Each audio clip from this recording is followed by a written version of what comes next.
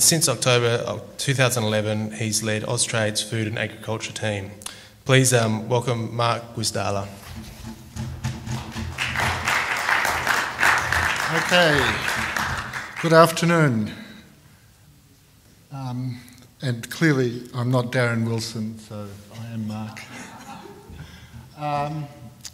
Look, the title that you have is a little different, but I'll accommodate it. Now, perhaps if I hold this thing the right way.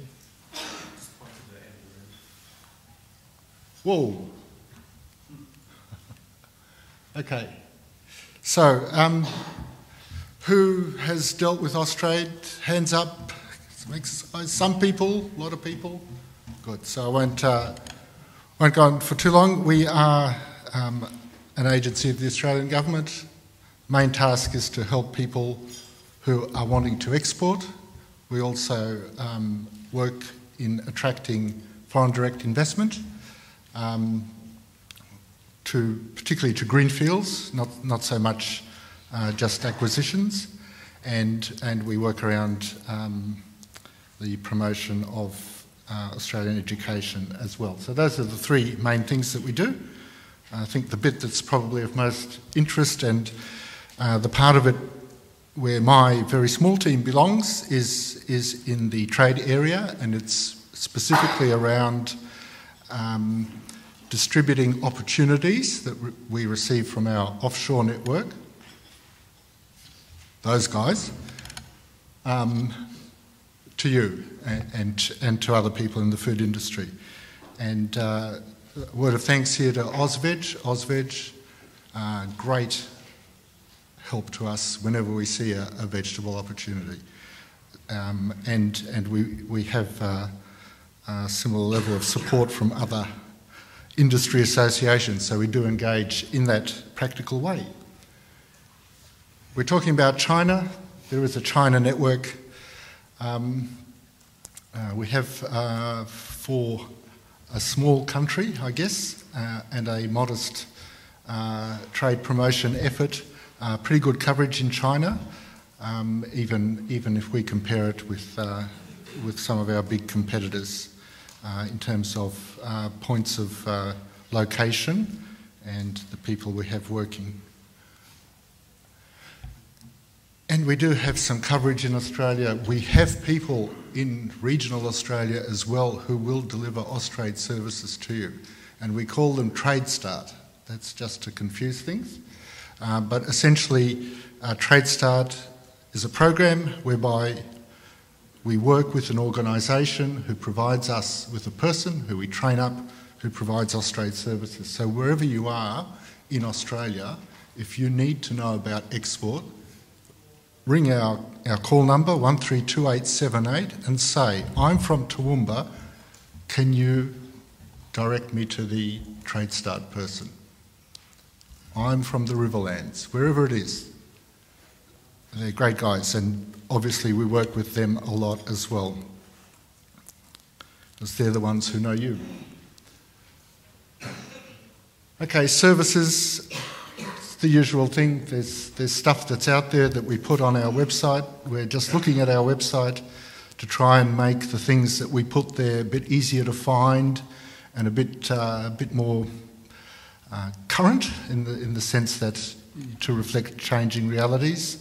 And we also do work with companies on an individual basis, particularly in those markets where we see growth. So specifically China as well. And again, fairly standard offering. We can look at the market for you.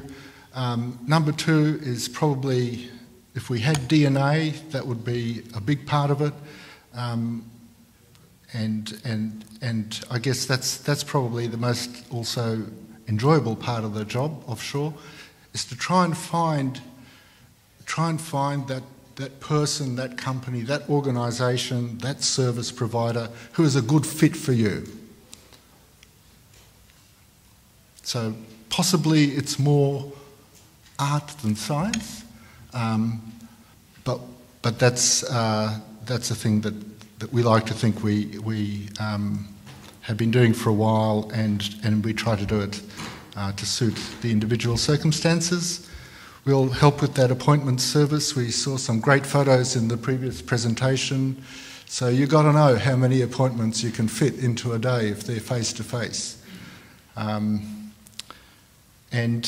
we can help to be, you come back to Australia, you go back into your business, we can help to be that little voice over there in the market that can keep a little bit of that connection up.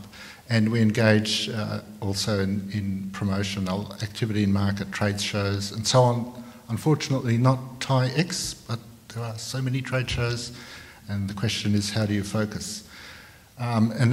These days we live in a enhanced awareness of compliance environment. Remember, this is very important. It's one of those boring but really, really important things, because you don't want to be caught on the wrong side of either our laws or anybody else's laws. It's just business not worth doing. Okay, we do hand out some money through the Export Market Development Grant Scheme. Because it is handing out money, it's got a lot of rules and stuff around it, which you can find on the website, or you can ring us up and have someone talk to you about it.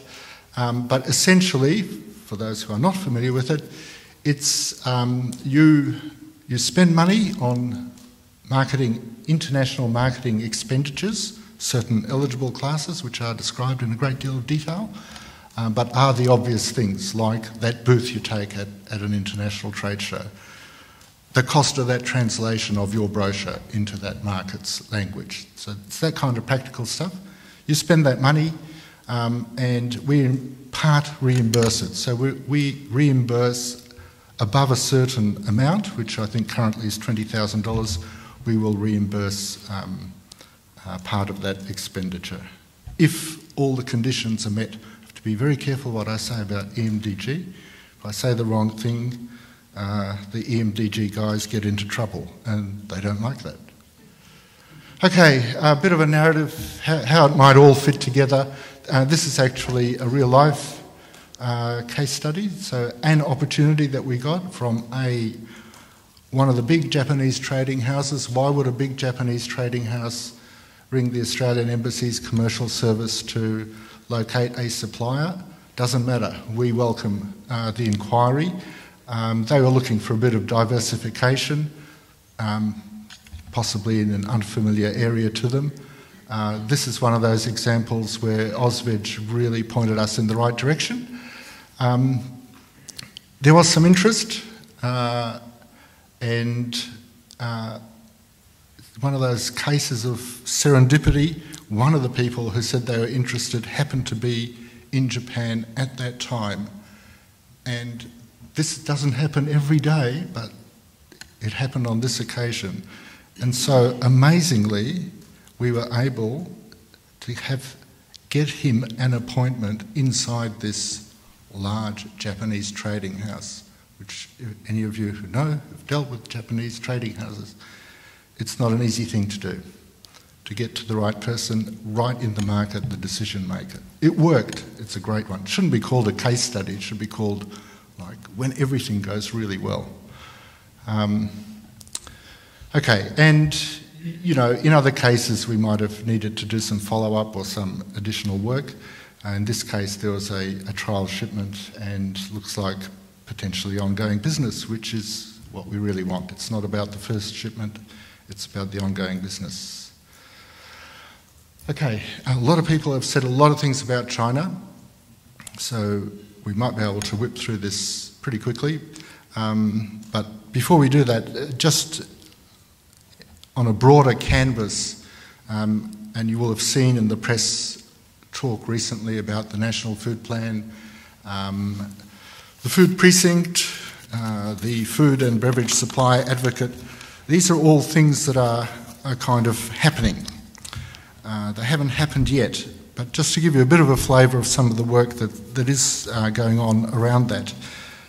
with the Asian century, we have an involvement in 2 studies that are being done. One is about regional value chains, and another one is about processed food. And the tack they're really taking is, what are the gaps in the story where there may be something from a government perspective, not just from an Austrade perspective, but the government working as a whole, all the agencies, where we might be able to help the process, help people through the process a little more easily. But it's early days. These things are being worked on as we speak. With the food precinct, we're at the stage where the chair's been appointed and now the board's been appointed, and so it's a work in progress. I think they're wanting to appoint someone to actually do the work next. I mean, you know, in an operational sense, I'm not being flippant here. Food and beverage supply advocate, that's just been announced as something that will be done. So the person hasn't been appointed yet. I don't know. I'm sure the appointment process will get underway shortly. The National Food Plan, look, it's a huge document. It covers a lot of ground, There are some parts of it which, on our initial kind of reading of it, have a bit of an intersection with our area, so export facilitation, and they are around, some research work, so there is a bit of money put aside. The good thing about it is 2 things that I find very attractive about it, and of course it hasn't been announced as a full project yet, but the intention is to prefer research which is done in a collaborative way, so an Australian organisation with an organisation in an offshore market, and research that has a strong commercial bent will be preferred. So research that is really looking to underpin commercially viable activity. So I think that's quite positive, and we're certainly wanting to get engaged with that. ABARES, you'd be familiar with, don't ask me what it stands for, the Australian Bureau of Agricultural Research, something. Great guys who put on a great conference every year. They are going to do some pieces of work. One of those is around what Asia wants. That's pretty ambitious, but again, taking a practical view, what is happening with the consumer? Where are the places we can best intersect with those needs? There will be some work done around national branding. We hear a lot internationally, oh, these other countries, they got their national brand and they're promoting it. What are we doing? So we're going to have a look at that and see if there is something we can do around Australia. And there's work that the agricultural counsellors, those of you who've tried to get stuff into markets and it takes so many years, or those of you who've had a container impounded because something's allegedly wrong, may have come across Australia's ag counsellors in embassies offshore. And they're great at those technical things. And what is being proposed is that in addition to that,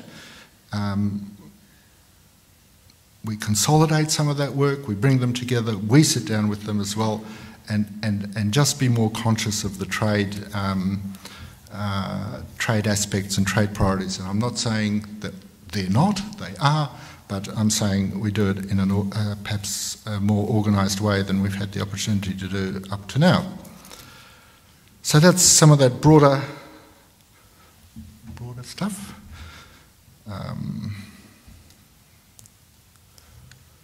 Okay, so we've heard about the Megatrends. It has become the world's largest food importer. They've got challenges. Even before climate change and tsunami, 20% of the population, 9% of the arable land, only 7% of the water. Of course, evolving incredibly quickly. The competition point here, I think, is particularly relevant. We're not the only people who've noticed that stuff's happening in China. And the other thing, the lower right-hand box too. We quite often think we're the only ones who are clean and green. There are other people who are making that a critical branding point as well. The Danes, how dare they?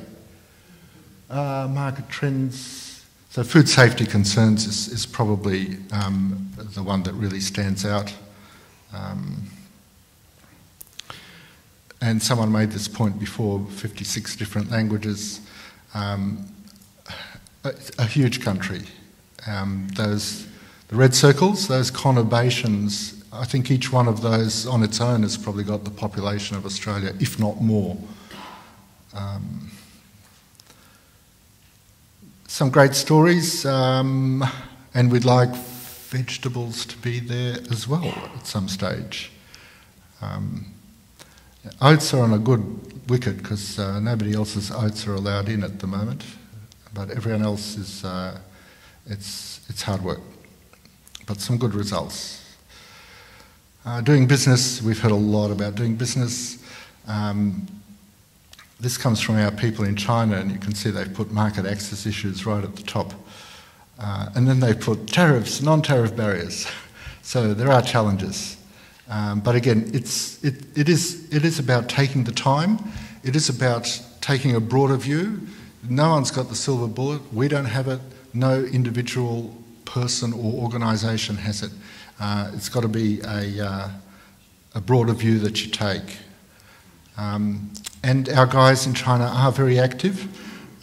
So it's the usual things, helping with conferences, with workshops, going to trade shows, local trade shows, and bearing in mind it is many markets, China, many regional markets, so we use those guys dispersed over China to do things locally as much as we can.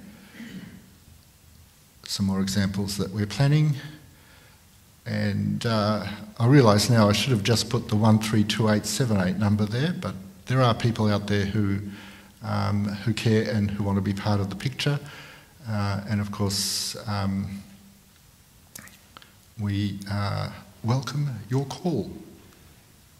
And if you've got a good story to tell, we also welcome your good stories. You can send that story to australiaunlimited.com. And that's it. Thank you.